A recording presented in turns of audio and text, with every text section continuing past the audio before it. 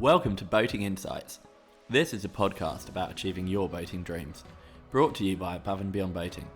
We deliver the leading courses to skipper your own boat.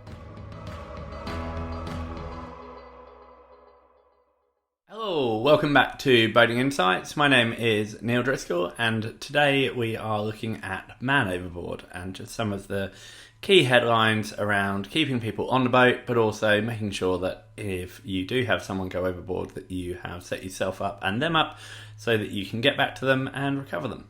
We're looking at Man Overboard. We always start with prevention because, 101, best thing we can do is try and keep people on the boat if possible. So, in the event that someone is overboard, though, a couple of key words are buoyancy and visibility.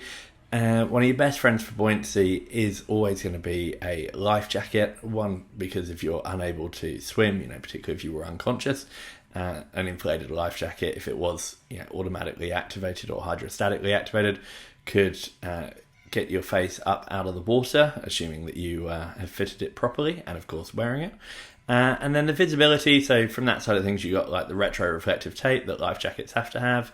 But then you've also got the potential for things like lights or strobes or beacons that could have been attached to the life jacket. And the other side is just physically keeping someone higher up in the water, potentially a spray hood as well. So there's lots of things with a life jacket that can massively assist with visibility. And then, with the buoyancy, the other cool part of that is that it can help keep you up and enable you to not be sort of trying to assist with swimming or treading water, which is only going to get you more tired. And so, delegating the buoyancy to ideally something like a life jacket would mean that you have a much better chance of being able to assist with your own recovery when we get to that later. The other thing is all about knowing your equipment. So whether that's equipment you own, that someone's giving you when you go on their boat, on a boat that you're chartering, it's really important to actually understand how does this life jacket activate? If there's a light, is it manual? Is it automatic? If there's a beacon, where is it attached? How does it activate? Do we know if these things are registered? That's before we get into things like safety tethers or the wet weather gear. So it's really, really important that you understand the gear that you're using and that you get your head around it so that you're not trying to figure it out sort of potentially in the dark, in the water, and hoping that you suss it out then, which hopefully you would, but I think it's fair to say there'd be a better time to do it when you're not under pressure and you can see what you're doing. Another key part of prevention is always going to be the safety briefing, and that requires some care to think about what you're doing there. A setup, it's always going to be better if you can have some equipment there, pass it around, let people wear it. Possibly as a skipper, maybe you might put on a life jacket or put one on someone else so that you can let them interact with the equipment. Try not to overdo it, keep it short, keep it brief, make sure it's relevant to safety. So this isn't the time to be chatting about how the toilets work or lighting the stove. This is purely safety. And so from a kind of falling off perspective, you'd have to do your own risk assessment, but it's likely that pretty high on the list, you'll see where I've put it for me, would be right at the top of the list, is what to do if you fall off. So if you are no longer on the boat, do they know who the second in charge is, 2IC?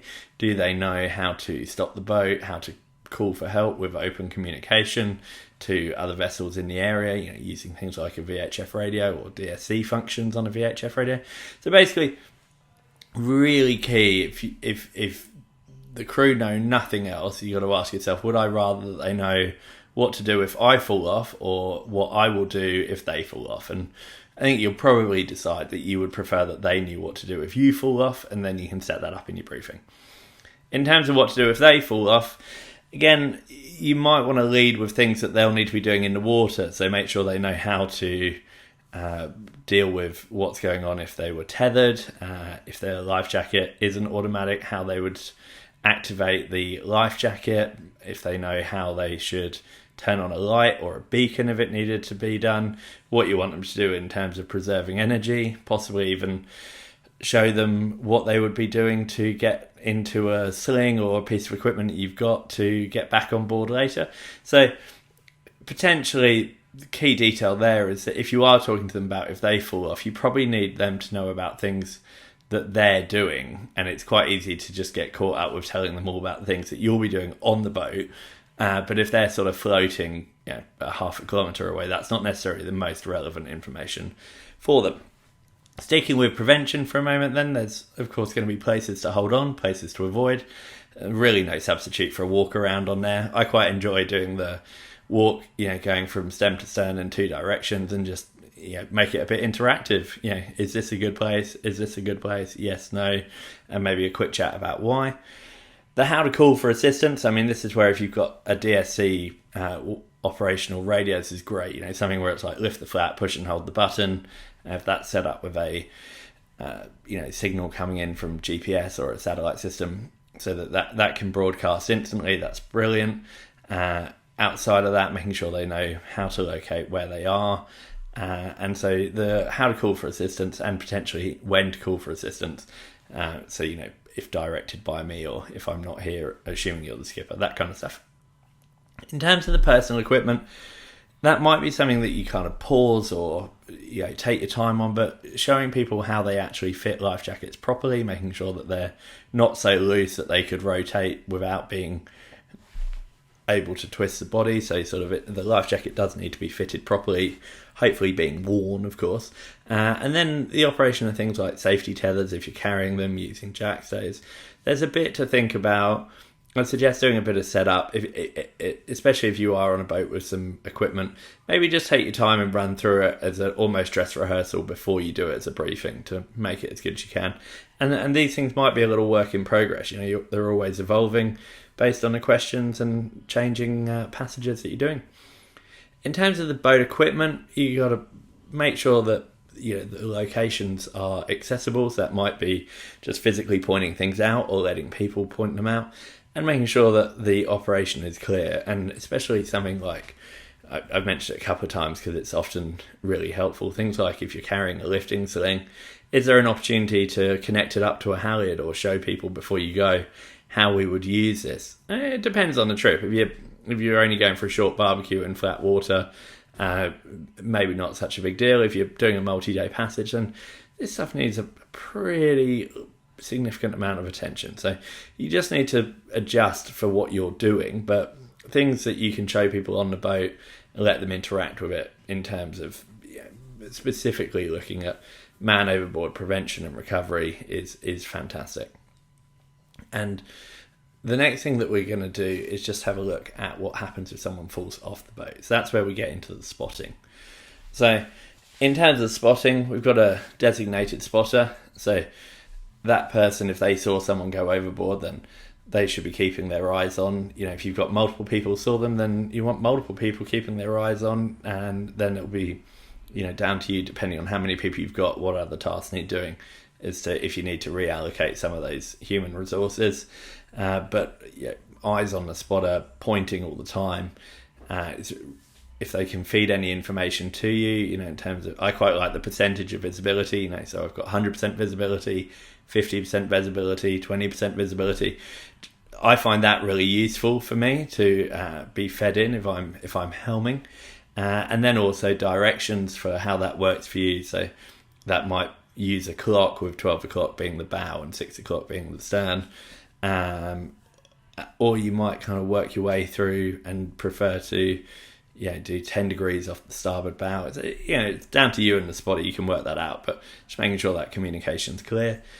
If there's any technology-assisted spotting, so things like pressing a mark on the GPS when someone falls overboard, or possibly if you've got things like AIS beacons, or, a PLB is not going to help you unless you can get hold of the Rescue Coordination Centre, but or it's got AIS built into it. But, remembering things like, if you put a mark on the GPS, that's just a mark of where the boat was when the person fell overboard. So it's great to sort of test these things, possibly throwing a fender tied to a bucket to weight it, and then have a go at pressing the button on that GPS chart plotter and just driving back and seeing how it all works. And usually there are a couple of teething problems, so it's good to get these things figured out when it's just simple practice. Might only take you 5-10 minutes, but there'll always be some really good learnings that will come from this, and making sure that people know, if they're the spotter, what they should be doing.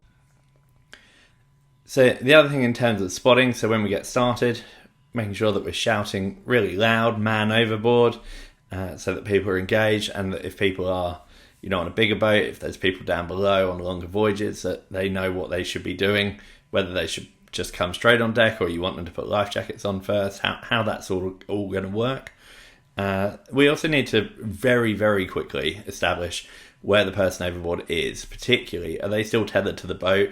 In which case, is the boat kind of dragging them along and potentially drowning them? And what side are they on? Do we need to stop? Are they already on the high side, or are they on the low side? If they're clear of the boat, which way, what side can we turn? Can we get into neutral? Can we turn the engines or propeller away from them? We really need to know where the person is as soon as possible, and also have a very clear plan of action. If we're clipping onto a boat, what we're going to do to avoid continuing moving and getting the boat stopped as quickly as we possibly can if someone's clipped on, and of course, as part of that setup, making sure that we're using tethers that are short enough that ideally people can't, if they do slip, that they can't fall off into the water. Now, in terms of the recovery, we're really breaking down into whether or not someone is able to assist or unable to assist. If they are able to assist, then we could potentially get quite close to them, depending on the vessel, sea conditions, seamanship ability of the skipper, etc. Then there's various things you're going to have, but often the starting point might be to have the boat upwind of the person with them close to the midships, and then that can make it a lot more achievable. I was going to say simple, nothing's ever simple in these situations, but a lot more achievable to throw a line or a sling or something that you can use to make contact with them, which they might be able to then use, if it's a sling to climb into, ready to be hoisted up, or that you've then established contact that they could clip onto that while you bring them to the place that you're going to recover them, get them on board. If they're unable to assist, you're obviously going to have to get very close to them, and then there's various things to look at, but it's all about trying to make contact. A big part of this will depend on the freeboard and number of people on board. If it's a relatively low freeboard, or it could become low, say if it was a sort of motor cruiser where it might tip quite a lot if you all went to one side, or it is a racing yacht where moving all the crew to one side could make a big difference to lower the freeboard. That might make it easier to help make contact. But also something that you can look at is potentially a lassoed line. So just the same way as you might lasso a cleat. It can be really helpful if the casualty can't assist. So you're essentially trying to hook their feet and then you're working it up so it's under their arms. It's a good idea if you can just briefly get the line wet, so you kind of prepare those little loops before you lasso it. Getting them wet will just give it a bit of extra weight. But if someone is unable to assist and they're in a life jacket, normally their legs should be floating. So you're aiming to sort of hook the line around their legs and then bring it up to them, rather than sort of trying to go out and around and get it back under their arms. So you're coming up feet first, essentially, with a lasso line, and then you can pop a knot in it and try and get that up with whatever equipment you've got on the boat to help you with that. A lifting sling can be really helpful to assist if the casualty is able to assist. If they're in a life jacket, it's still going to be much easier for them to go in feet first. So that's something that's great to have covered in a briefing, rather than trying to explain that from the deck of a boat with all the other noise that you've got going on around you. But that is something which, with a bit of practice can be great to use, even on a mooring buoy on a warm day, and just get people comfortable with understanding how this would work, how the lifting is done, making sure they're keeping their arms down so they don't drop out of it again. It does enable you to keep people flat, so in cold water you might need to think of other options, but in warm water a lifting sling can be really, really helpful in terms of just being very simple, give you an option if someone is able to assist. So if they are conscious, they've got to be in a pretty bad way to not be able to get their feet into a lifting sling. So as long as they can assist in some way, then that can be a really nice point to at least stabilise the situation while you progress. The recovery really depends on the vessel, but if you've got, particularly if it's a sailing vessel, if there's an option for a midships recovery where you've got halyards that you can use to lift someone up, potentially that are running to winches and things. The nice advantage of a midships recovery when you've got a sea state is that you don't have the bow at the bow stern, they're going up and down a lot. So potentially there can be a bit of a risk with trying to get someone on a transom recovery of essentially the back of the boat coming down on the head. So in flat water, when you're just doing, charter holidays, or like the first time I fell overboard was pretty flat water in the Caribbean, and, they actually just came around and recovered me with the dinghy in, and I came back in over the transom super easy. If it's rough water and the stern's slapping around, then the midships might be a bit easier. And also if you've got halyards, they can be really useful for trying to get someone up and on, because a lot of boats don't have a particularly deep or useful boarding ladder that you can use either. So just things to think about. You often think the transom will be easier, but depending on the situation, you might well find, if you've practiced it a little bit, that midships can be a lot easier on a lot of vessels if you've got some equipment to help you. And then finally, it's all about the practice. And with the practice, start simple. Things like throwing a fender tied to a bucket and just marking the GPS, getting back to it, doing a recovery while you're on a mooring buoy in daylight, letting the team be involved. It might be, especially if you're doing boating 2 up, that you do need to get to a point you're doing this single-handed, and you might build to doing these things at night. But start with something that's achievable, get it dialed in, make it really good, do it regularly, don't overcomplicate it, and then from there you can look at evolving the plan. But it's really easy to just end up chatting about stuff without doing anything, and that is not always that helpful for the learning. So there's not really any substitute to just get out there and practice. And even if it seems like relatively chilled conditions, there can still be a lot of learning that can come from that, and just helping people understand the process before you start looking at adapting it into other conditions. It's a bit of a checklist. You really want to be asking yourself for the practice, are we doing regular, concise, effective briefings? Does everyone on board know how to use their personal equipment and the boat's equipment? Can they mark a position on the boat's chart plotter or whatever we've got within 10 seconds of hearing or seeing someone go overboard? Could we recover someone who is able to assist with their recovery? Can we recover someone who is unable to assist with their recovery?